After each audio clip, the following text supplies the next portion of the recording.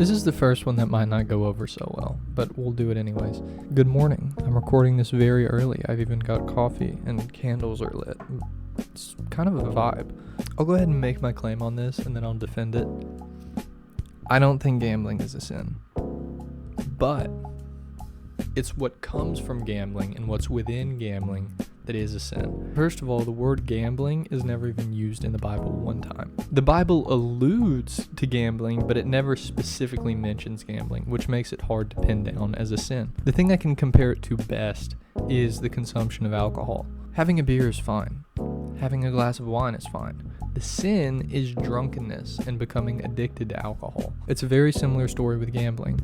Gambling in itself is not a sin. The addiction of gambling, the worship of money, and a lot of things that come with gambling can be considered sins. It's a very common teaching in the Bible that loving money more than God is obviously a sin because, first of all, we're called to not worship any other gods. And if money is what we're worshiping, that is not good. That's not what we're called to be. There's also a very interesting verse in Proverbs. I think it's chapter 13, verse 11, that kind of condemns the idea of getting rich quick.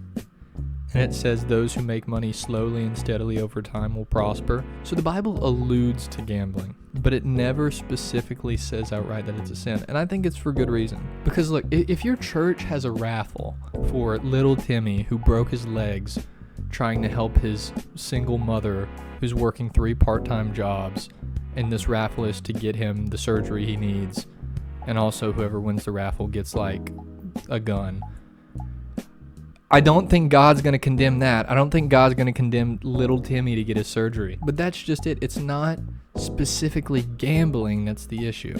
It's the stuff that lies within gambling that's the issue. So in conclusion, gambling itself is not a sin, but it encapsulates so many sins that it's probably best to avoid it. So if you go to the casino and you drop $20 off on a slot machine, is that necessarily a sin? No, probably not. But if you're going to the casino every day and you're throwing away all the money God has blessed you with, and you're trying to get rich quick, and you're glorifying money, then it becomes a sin. And that's not even mentioning the addiction side of gambling, which has caused a collapse of so many people's lives.